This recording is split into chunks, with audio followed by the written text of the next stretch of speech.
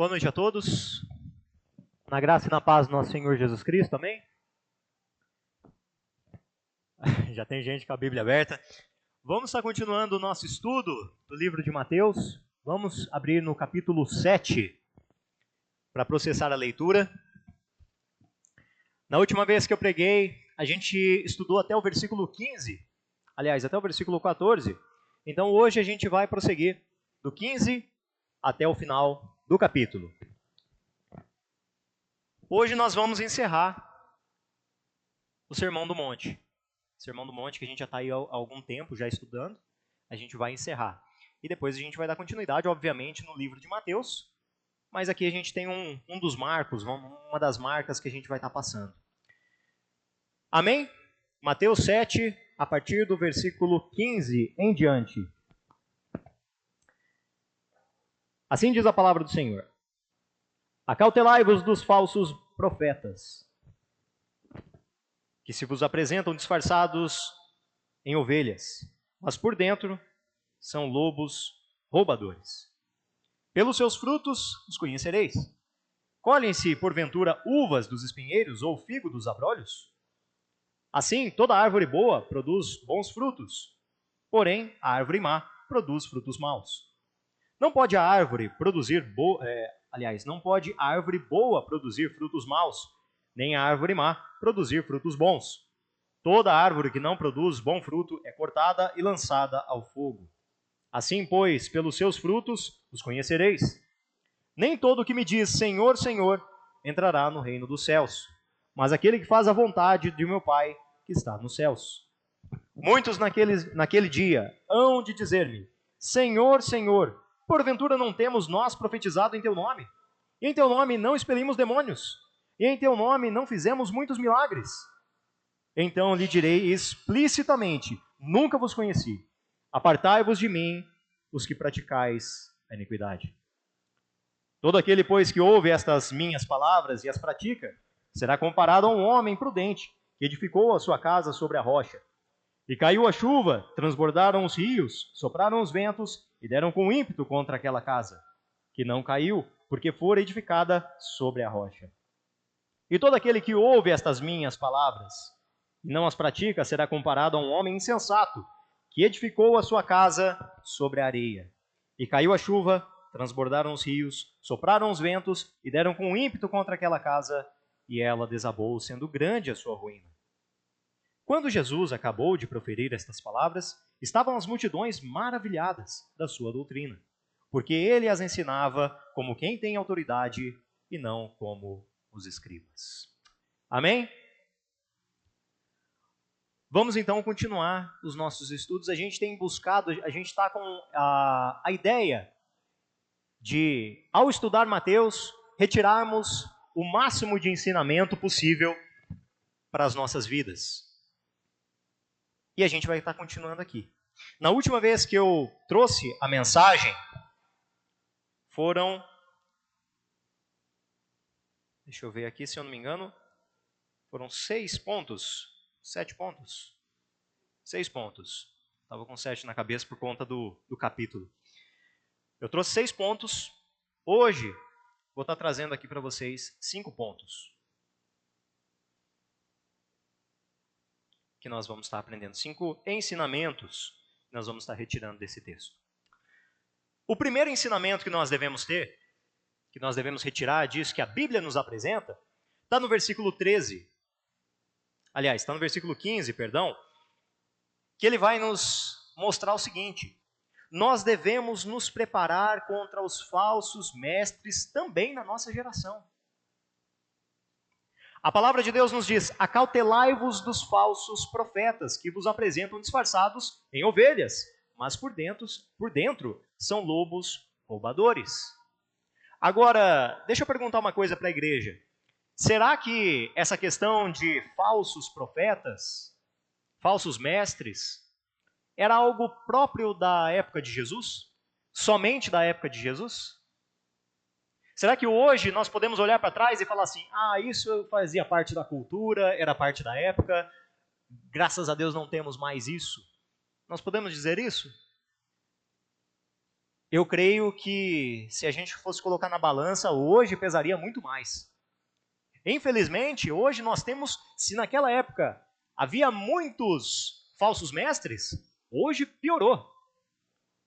Hoje, para uma pessoa abrir uma igreja, e nada contra a pessoa, a gente não é a favor de burocracia para se abrir uma igreja, a gente tem que ter essa liberdade de cultuar o nosso Deus, mas infelizmente a pessoa que não dá fruto nenhum, a pessoa que nem sequer é uma ovelha, ela se dispõe a ser um pastor e ela leva realmente um pastoreio para o abismo.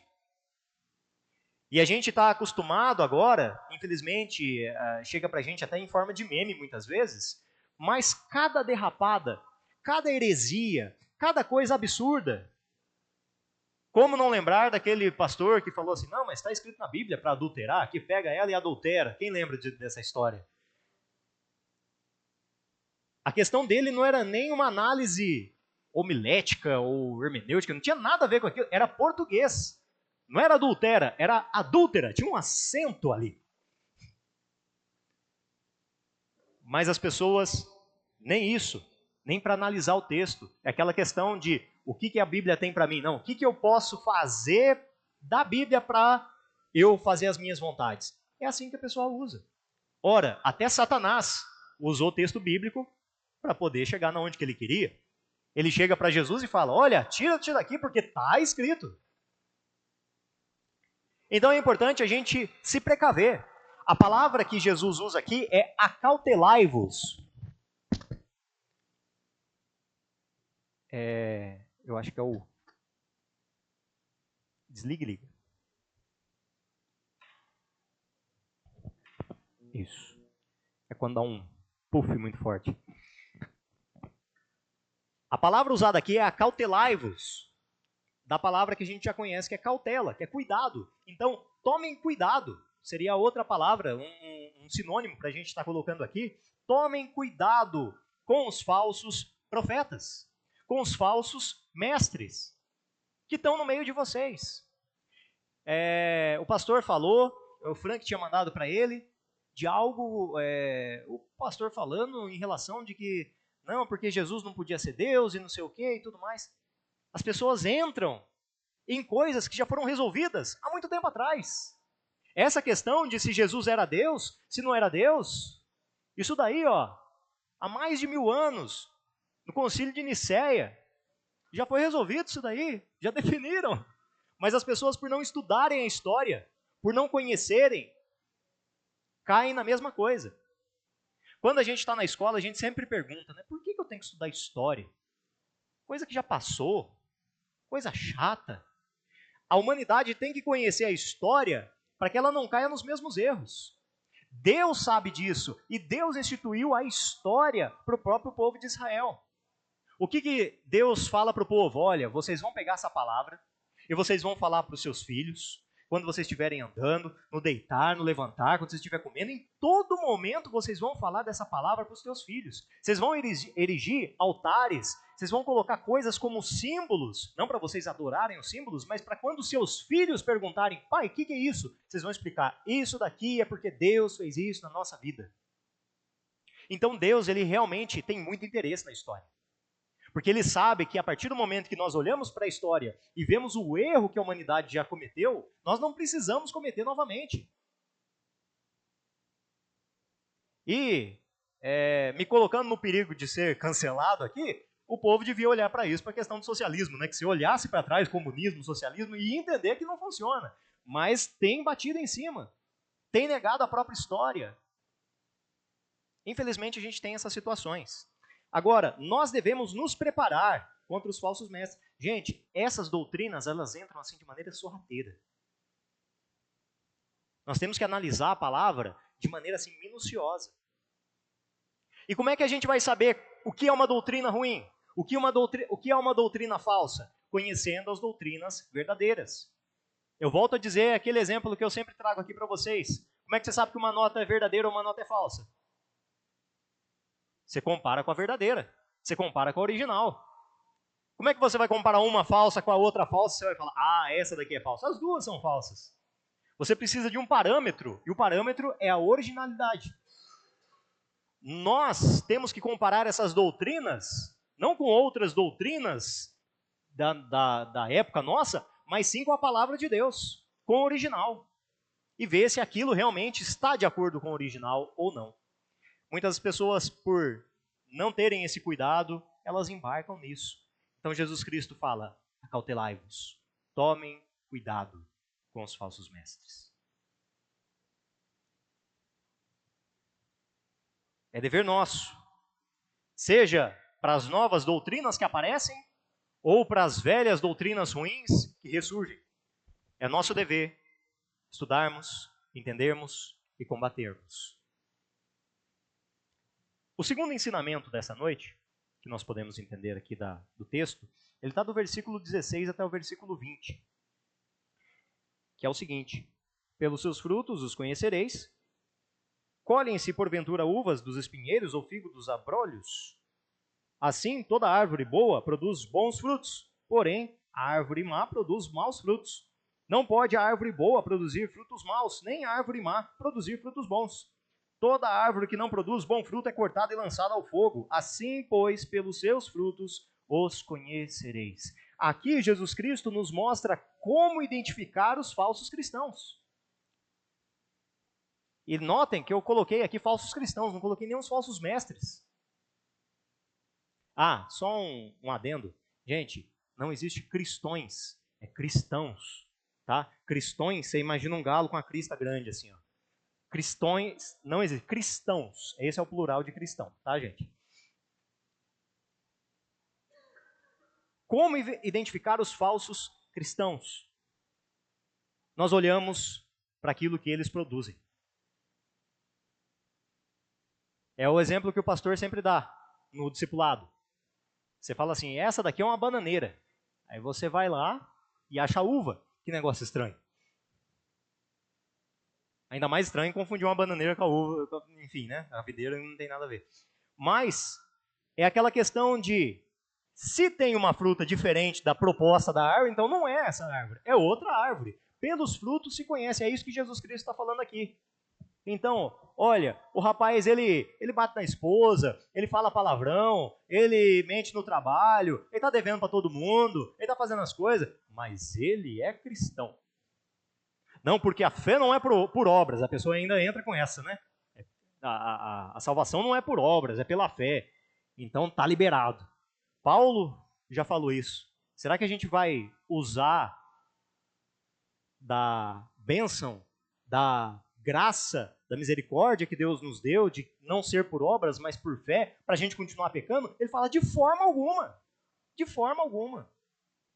Pelos seus frutos conhecereis. Eu acho muito interessante, um pregador que eu gosto muito, norte-americano, Paul Washer, ele fala assim, você quer saber se o rapaz ele é servo de Deus mesmo ou não? Você olha como é que ele trata a esposa dele. Você vai vê lá na casa dele como é que ele trata a esposa dele. Aí você vai saber se ele é homem de Deus ou não. E realmente está correto. É de acordo com o que você age, aquilo que você produz, isso indica se você é cristão verdadeiro ou não. Quantas pessoas vivem de segunda a sexta um inferno, mas quando chega domingo, ele abre a gaveta, pega uma auréola, coloca sobre a cabeça e vem para o culto? Se nós estamos vivendo, se qualquer um de nós estamos vivendo dessa forma, se a pessoa que nós somos lá fora, a gente sentiria vergonha de agir daquela forma na frente do pastor, na frente da igreja, tem coisa errada. Estamos frutificando errado. Então, eu estou falando aqui para vocês, como identificar os falsos cristãos. Quem é a primeira pessoa que eu tenho que passar esse teste? Vai lá na frente do espelho e passa para aquela pessoa que está lá refletindo. É para essa pessoa. Temos que começar em nós. Lembra daquilo que a gente estudou na última vez? Olha, você quer tirar o argueiro do olho do teu irmão, mas tem uma trave na sua? Você primeiro retira a sua, aí você vai para o próximo. Não é para você ficar com a sua trave, não é para você adotar a sua trave, ter uma trave de estimação. Não, você vai retirá-la, você vai jogar fora e você vai realmente até o seu irmão para resolver o problema dele também. Devemos então fazer esse teste conosco mesmos. Será que nós temos dado verdadeiros frutos de salvação? Durante a semana, sua vida produz frutos de salvação?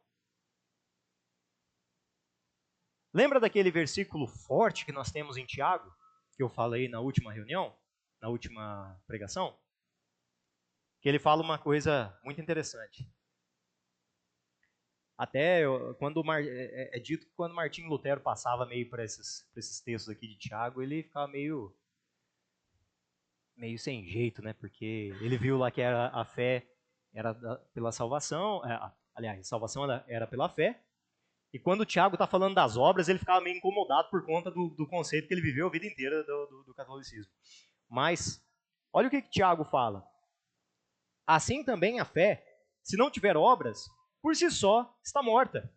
Mas alguém dirá, tu tens fé e eu tenho obras. Mostra-me essa tua fé sem obras e eu com as minhas obras te mostrarei a minha fé. A questão que nós temos que entender, tem muita gente que fala assim, não, é por fé, eu vou me apegar à fé e tchau obras. Não. A salvação, ela gera obras. A partir do momento que nós somos salvos, nós geramos as obras. Como é que você... É aquela questão de inverter o papel. A pessoa fala, não, eu vou fazer as obras para daí eu ser salvo. Não, você é salvo e por isso você faz as boas obras. É o fruto.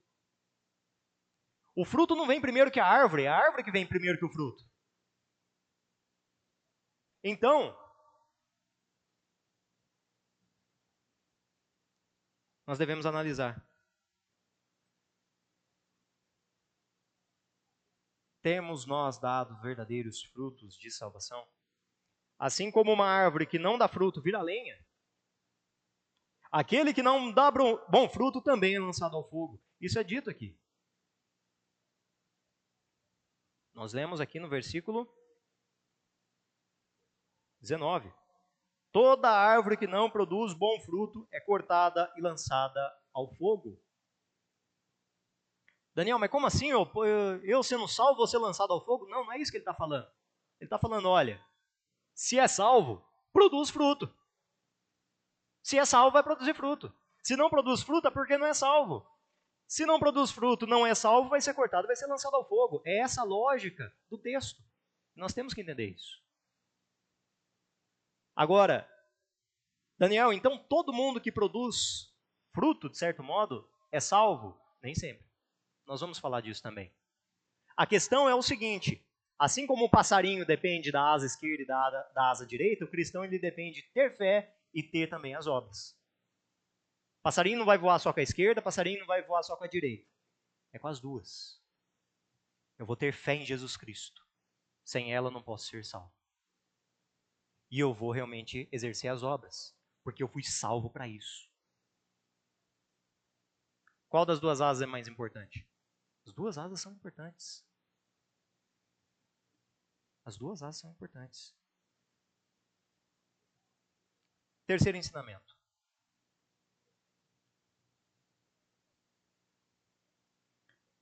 Milagres e profecias não são sinônimo de salvação. Vou repetir. Milagres e profecias não são sinônimos de salvação. Hoje em dia, expulsão de demônios, milagres, curas, profecias, geralmente são sinônimos de uma igreja avivada. O que Jesus Cristo faz? Jesus Cristo destrói esse argumento que hoje nós temos. Porque olha só, veja bem, vamos analisar o que o texto fala. Do 21 até o 23. Nem todo que me diz Senhor, Senhor, entrará no reino dos céus, mas aquele que faz a vontade de meu Pai que está nos céus. E olha que coisa forte que é falado aqui. 22. Muitos, naquele dia, hão de dizer-me, Senhor, Senhor. Olha que coisa interessante. Porventura não temos nós profetizado em teu nome? E em teu nome não expelimos demônios? E em teu nome não fizemos muitos milagres? E olha o 23, a resposta. Então lhes direi explicitamente, nunca vos conheci. Na linguagem nossa hoje, nunca nem vi.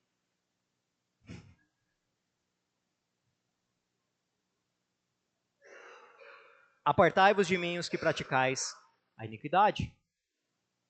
Então, eles estavam expulsando demônios.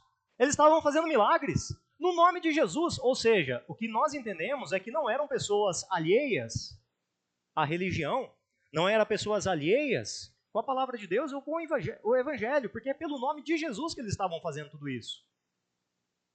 E aí entra um mistério gigantesco, que eu ficava olhando e muitas vezes aquilo ficava encafufando. Como é que pode não ser salvo e fazer essas coisas? Muitas vezes aquele que é salvo não está fazendo.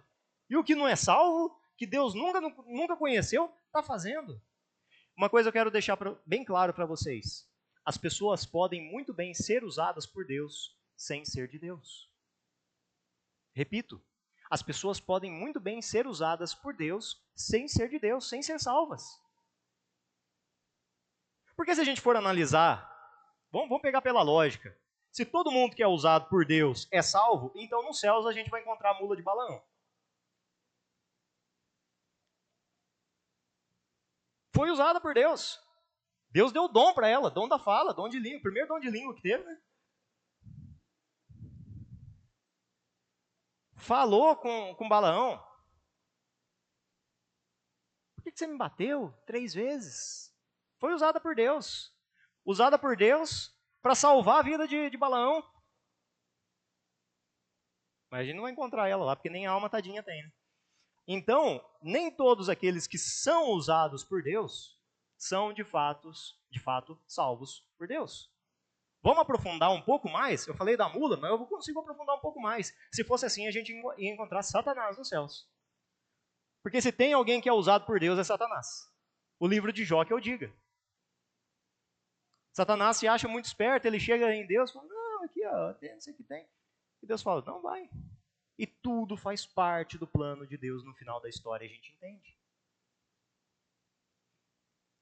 Então, nem sempre a pessoa que é usada por Deus, às vezes você vê até uma unção da pessoa, mas você vê que depois a pessoa... Hoje mesmo, quantas pessoas que antes foram usadas por Deus e hoje apostataram da fé? Principalmente na mídia. Cantores, religiosos, pastores. Esses tempos atrás, fizeram um podcast aí, um podcast que tem no YouTube, e colocaram lá um representante do islamismo, colocaram um representante do judaísmo e colocaram um representante do cristianismo.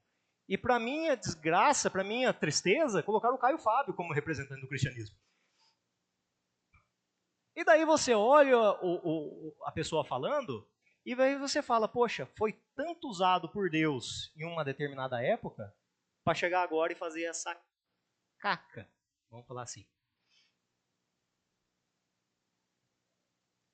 Não é porque foi usado por Deus que realmente é de Deus. Então a gente tem que entender isso. Enquanto a obra está sendo colocada, está sendo manifesta, ele está dando indícios que realmente há salvação. Mas como a própria palavra de Deus nos diz, se ele retroceder, nele, quem lembra desse versículo? Se retroceder nele, não se compraz o meu espírito. Então nós temos que entender isso.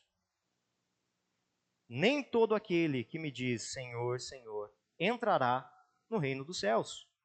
Então, é maravilhoso a gente poder ver o lugar onde que tem cura, que tem milagre, que tem expulsão de demônios, que tem a profecia. Que bom!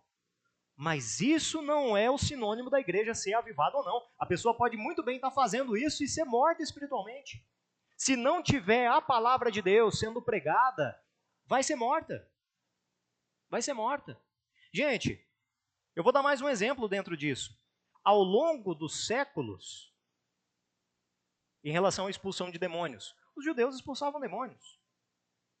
Jesus, enquanto estava expulsando demônios, os fariseus chegaram até ele e falaram assim, não, você está expulsando os demônios pelo poder de Beelzebub. Aí Jesus olha e fala, que papo torto que é esse? Se eu estou expulsando pelo poder de Beelzebub, Satanás está contra Satanás? Eu falei, e se eu estou expulsando pelo poder de Beelzebul, seus discípulos estão expulsando pelo poder de quem? É o que Jesus fala. Então quer dizer, os discípulos dos fariseus também faziam essa questão de expulsar demônios. Ao longo da história, saiu um filme recentemente, que é o Exorcista do Papa lá, né? Que é o até aquele ator que fez o Gladiador lá. Era o Exorcista do Papa. Ao longo dos séculos, diversas religiões tiveram pessoas que faziam exorcismos. Isso não diz grande coisa. Milagres tem. As pessoas podem ir até num lugar mais de satanismo, de terreiro, qualquer coisa do tipo, vai ter milagre ali também.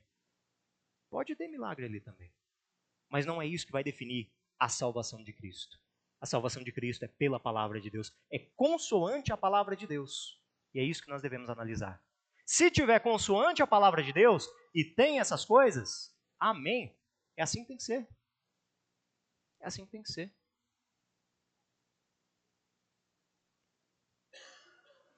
A pessoa pode muito bem ser aplaudida pelos homens aqui na terra, mas ser desconhecido pelo próprio Deus. É o que foi falado aqui. O povo conhecia eles, olha só que coisa. Falado aqui. Porventura não temos nós profetizado em teu nome não expelimos demônios, em teu nome não fizemos muitos milagres. É óbvio que eles eram reconhecidos por esses muitos milagres, mas a resposta de Jesus é: eu nunca vos conheci.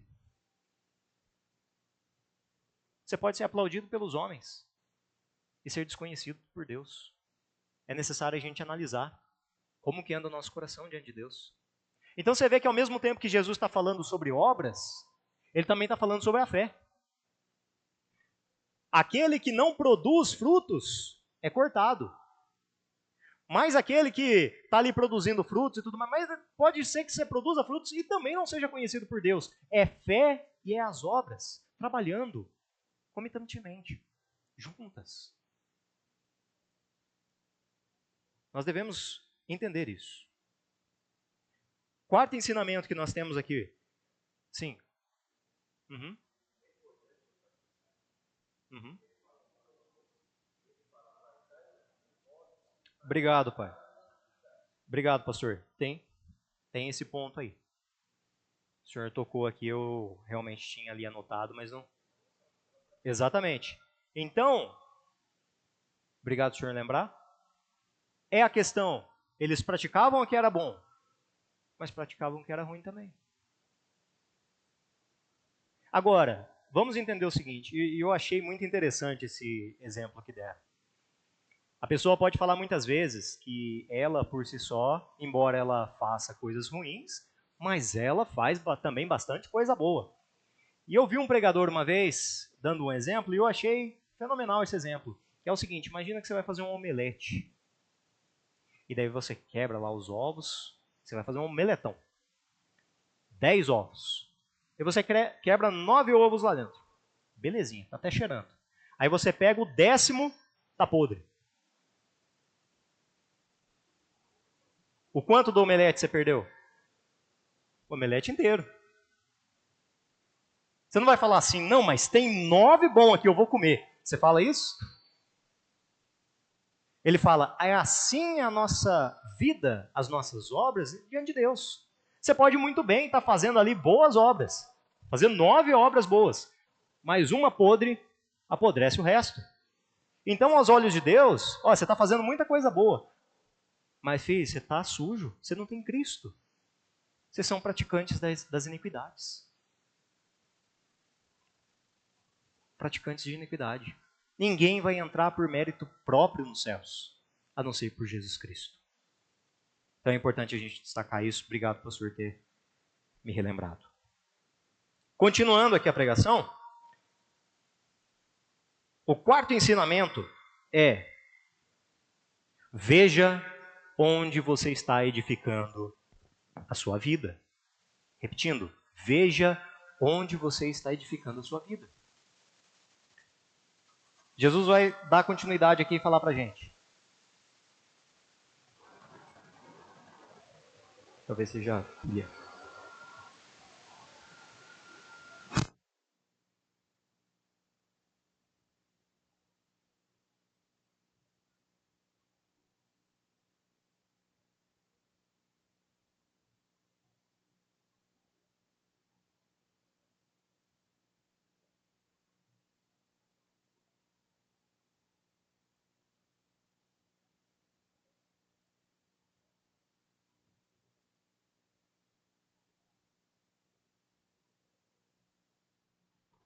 Ok?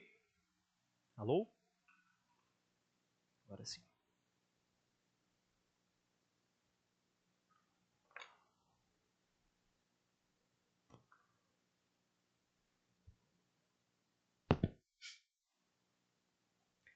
Veja onde você está edificando a sua vida. Versículo 24 até o versículo 27. Todo aquele, pois, que ouve estas minhas palavras e as pratica, será comparado a um homem prudente que edificou a sua casa sobre a rocha. E caiu a chuva, transbordaram os rios, sopraram os ventos e deram com ímpeto contra aquela casa, que não caiu, porque fora edificada sobre a rocha. E todo aquele que ouve estas minhas palavras e não as pratica, será comparado a um homem insensato que edificou a sua casa sobre a areia. E caiu a chuva, transbordaram os rios, sopraram os ventos e deram com ímpeto contra aquela casa, e ela desabou, sendo grande a sua ruína. Então o que nós temos aqui, veja onde você está edificando a sua vida. Daniel, como assim? Eu quero chamar a atenção para vocês que a questão aqui não é a questão de ouvir ou não ouvir. Porque se você analisar o que Jesus falou aqui, tanto um quanto o outro do exemplo aqui, os dois homens do exemplo aqui, os dois ouviram. Os dois ouviram. Veja lá. Todo aquele que ouve estas minhas palavras e as pratica, esse é o primeiro caso. No versículo 26 a gente tem um segundo caso. E todo aquele que ouve, está ouvindo também, essas minhas palavras e não as pratica. Os dois estão ouvindo. E nisso eu quero chamar a atenção da igreja. Você pode estar aqui todo domingo, sentado, ouvindo a pregação. Mas se você não pratica, não adianta nada. A fé vem pelo ouvir. Eu concordo. Mas a fé, ela nos chama para uma ação. Para fazer algo. Todas as pessoas que chegaram até Jesus e falaram, Senhor, eu quero seguir o Senhor. Jesus Cristo sempre chamou para ação. O jovem rico, você quer me seguir? Quero. Então você vai fazer isso, vai fazer aquilo outro. Zaqueu, ele nem esperou Jesus falar. Falou, Senhor, eu faço isso. Os discípulos chegaram até Jesus, o que ele falou? Segue-me. Para cada um que falou, Senhor, eu quero o Senhor. Jesus sempre fez uma chamada para ação, para fazer algo. Não é somente para ouvir. Aquelas multidões muitas vezes se perderam, porque estavam lá sentadas, ouvindo da palavra de Deus, mas só ouvindo. E Jesus, para finalizar o seu discurso, o seu sermão, ele já finaliza com isso. Olha, eu preguei para vocês sobre várias coisas. Falei sobre casamento, falei para vocês sobre justiça, sobre pecado, falei para vocês de várias coisas. Mas se vocês não praticarem, não adiantou de nada. Tanto um quanto o outro estão ouvindo, mas a diferença entre um e o outro é o que pratica e o que não pratica. Então analise a sua vida, se aquilo que você tem ouvido realmente nos cultos, você tem praticado. Se aquilo que você tem ouvido durante os cultos tem realmente mudado a sua vida. Se nós abríssemos aqui para o momento do compartilhar, para que você compartilhasse qual que foi a última vez que a pregação que você ouviu trouxe transformação na sua vida, você se lembraria de qual seria? Se nós estamos aqui sentados, domingo após domingo, ouvindo cada pregação e não estamos mudando nada, tem coisa batendo errado.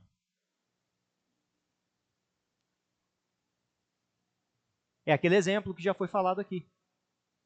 De um pregador que chegou para pregar e pregou aquela mensagem. No outro domingo, pregou a mesma mensagem. No outro domingo, pregou a mesma mensagem.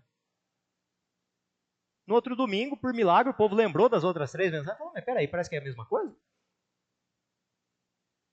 Chegou no pregador e falou, tá faltando mensagem?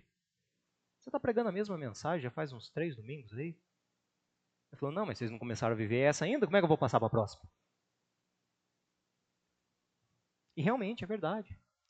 Quantos de nós estamos realmente ouvindo e podendo falar assim, olha, durante essa semana eu vou mudar isso na minha vida, porque na pregação falou isso e a minha vida não está em conformidade com isso. Então, o que eu vou fazer? É a chamada para ação. É você fazer algo. É não somente ouvir. Porque se você está vindo só no domingo para ouvir, você está como esse segundo exemplo aqui. Aquele que constrói sobre a areia. Outro ponto que nós podemos analisar dentro desse mesmo ensinamento. Eu quero só chamar a atenção para vocês. Você pode estar ouvindo e não está fazendo nada. Assim como um personagem muito interessante nós temos na Bíblia. E isso você não pode colocar culpa no pregador. Foi Judas. Você já parou para pensar que Judas, durante 3 anos, acompanhou Jesus para cima e para baixo? Ouviu todas as palavras? É bem provável que todo esse sermão do monte que ele estava ouvindo. Ouviu tantas palavras. Tem coisas aqui que ele ouviu que não está aqui. Olha que bênção que ele teve e nós não temos ainda.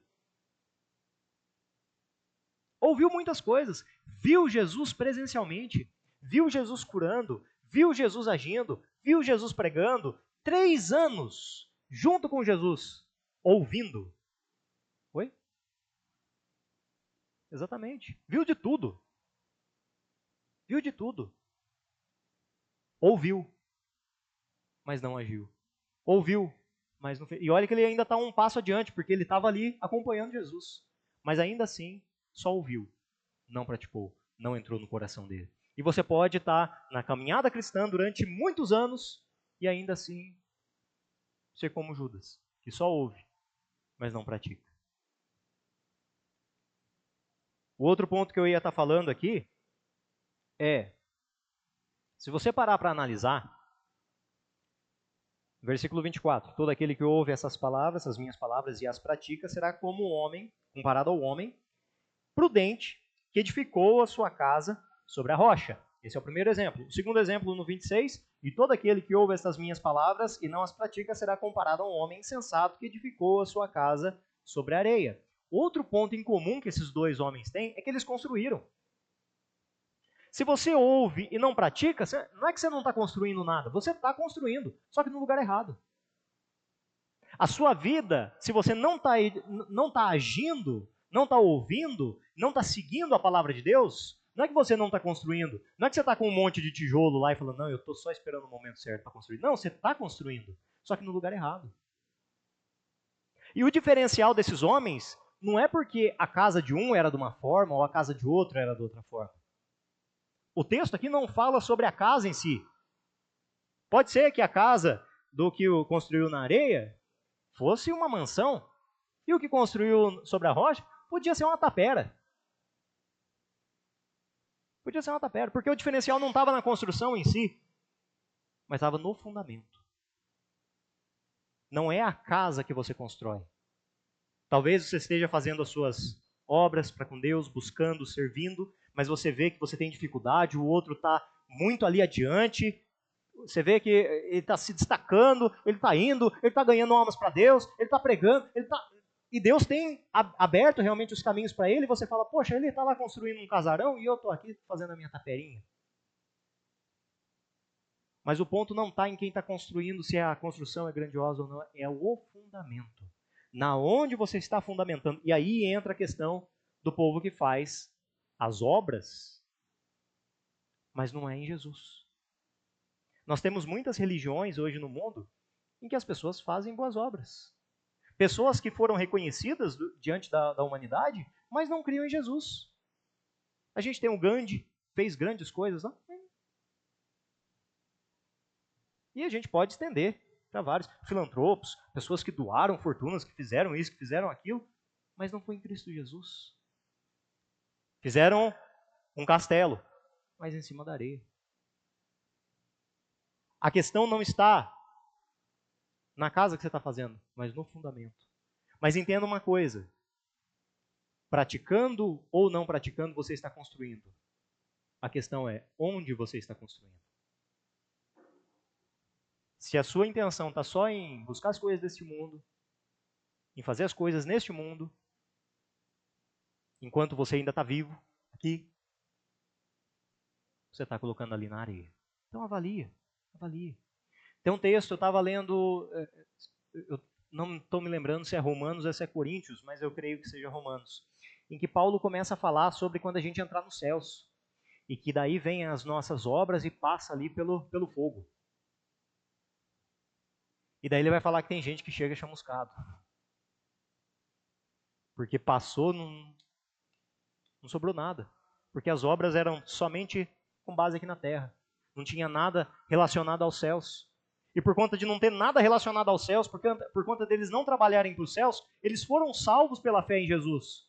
Mas não receberam galardão, porque não fizeram nada além disso para Deus. Deus os salvou, como Deus prometeu. Mas as obras deles, aquilo que eles fizeram por Cristo, não sobrou nada. Porque era tudo aqui para a terra. Então nós devemos analisar o quanto nós temos realmente trabalhado para o nome do nosso Senhor Jesus Cristo.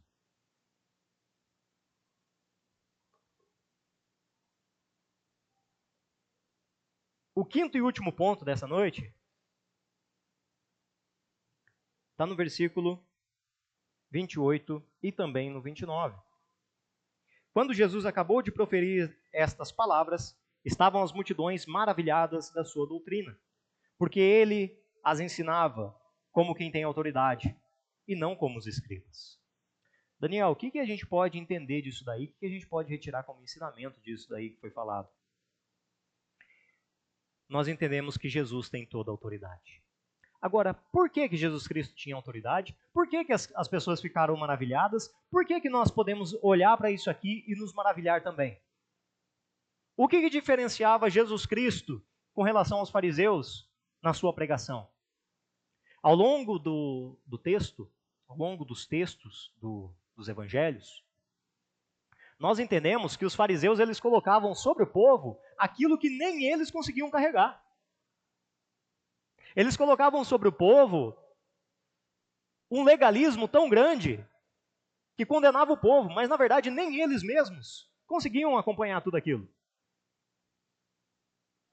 Nesse ponto, eles eram dessa situação. Mas Jesus Cristo, de tudo aquilo que ele falava, as pessoas olhavam para a vida dele e via que ele tinha autoridade para falar. Gente, se a gente pegar uma pessoa que é mentirosa e você vê ela falando sobre falar a verdade, o que passa no seu coração? Quando você vê uma pessoa que é corrupta e ela fala que ela é honesta, o que passa no coração seu? Não vou falar para não tomar, né? Enfim.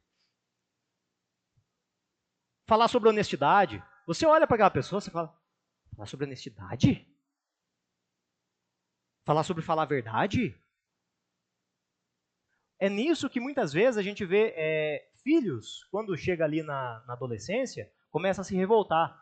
Por quê? Porque os pais falam numa beleza, não sei o que, tudo mais, mas o filho está lá em casa e conhece.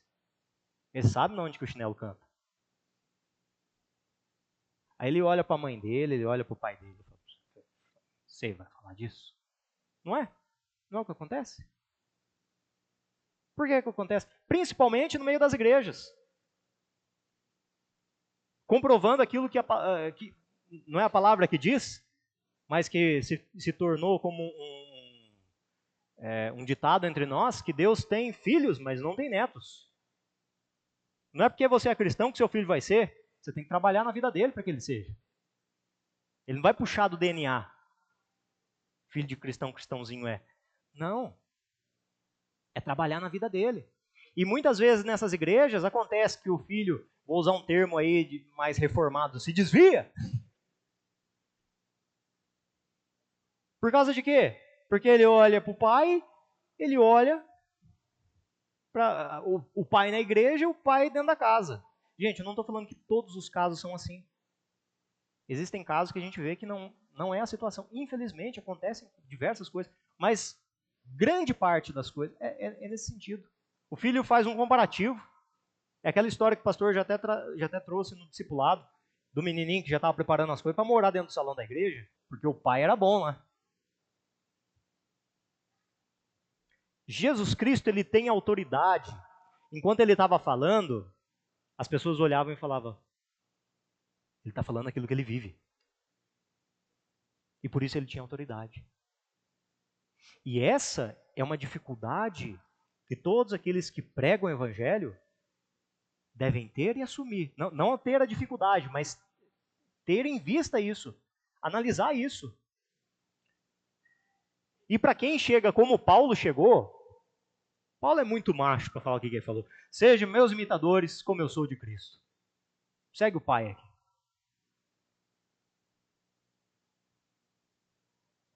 Será que nós podemos dizer isso? Será que você falar isso pro seu marido, ele vai dar risada da cara sua? Você falar isso para sua esposa, ela vai falar, Deus me livre? Você falar isso pro seu filho, ele vai falar, credo? Você falar pro seu pai, vai falar, mas nunca na vida. Aquela famosa frase, se for para ser desse jeito, eu prefiro ser do jeito que eu sou. Se você não pode falar isso, é porque você não tem autoridade daquilo que você está falando. Então, pastor, eu, qualquer um que vai subir aqui para pregar, a gente tem que analisar a nossa vida, a gente tem que ter esse temor diante de Deus. Tem coisas que eu vou pregar aqui para vocês, gente, que é coisa que bate em mim também. Mas eu não posso ser como os fariseus de falar, ó, vós que sois pequenos. Não, eu estou no meio. E quantas vezes eu estava aqui pregando e eu falei, gente, isso daí é uma dificuldade minha também. Mas é o que a palavra está mandando dizer, é o que está escrito na palavra, e eu tenho que me conformar nisso também. É nesse sentido. Jesus tem toda a autoridade. Olha que coisa maravilhosa. Nós não temos um Senhor, nós não temos um Deus que nos lidera pela tirania. Mas nós temos um Deus, nós temos o único Deus, que é aquele que nos governa, que nos lidera, pelo exemplo. Ele chega e fala assim, olha, vocês vão passar por muitas aflições no mundo, mas tem de bom ânimo, porque eu venci o mundo, ou seja, aquilo que vocês vão passar, eu estou passando também. Eu não estou mandando vocês fazer uma coisa que eu estou tirando meu corpo fora. Não, eu passei por isso. Eu entreguei o meu corpo por vocês. Muitas vezes, quando a gente analisa, eu gostava muito quando eu era criança, depois que eu comecei a estudar um pouquinho mais, eu falei, misericórdia. Que era aquela coisa de mitologia grega, né? A gente sempre chama atenção, parte de Medusa, não sei o que e tudo mais. Sempre gostei dessas histórias e fui estudar. Eu falei, misericórdia, que deuses que são esses? O melhorzinho que tinha lá daquele panteão era o Zeus. Aí você começa a ver que ele fazia fia até em tijolo, traía, fazia as coisas. É um absurdo. Você falava, esse é o melhorzinho?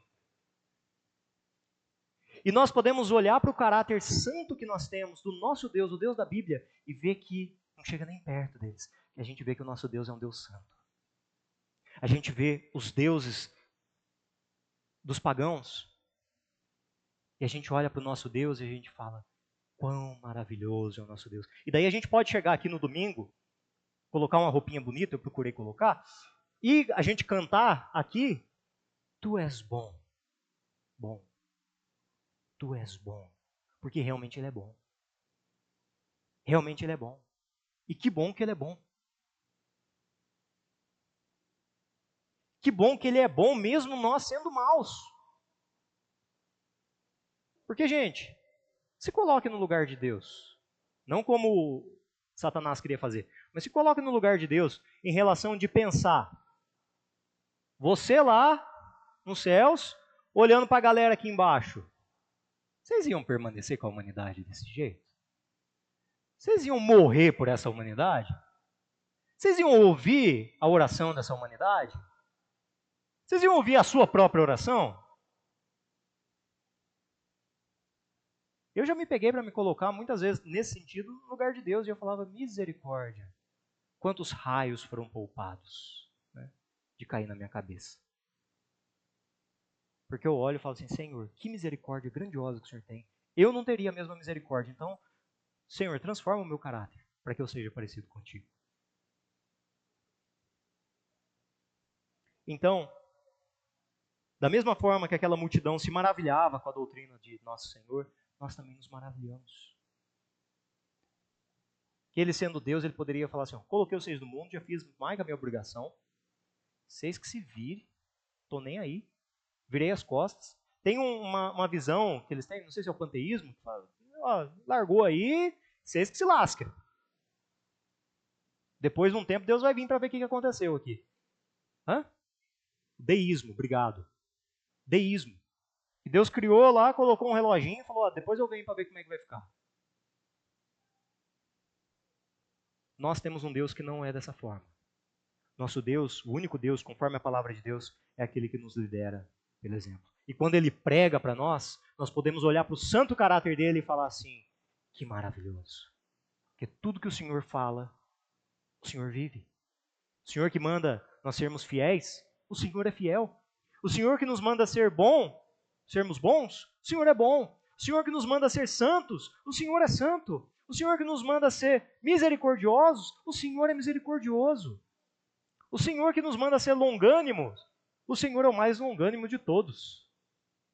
O Senhor que nos manda ser justos, e o Senhor é justo. Nós não estamos seguindo, ó, vai, eu não sou assim, mas segue o que eu falo, não segue o que eu faço. Nós não temos um Deus que faz isso. Ele fala, seja como eu sou. Assim como eu sou santo, também sejais vós.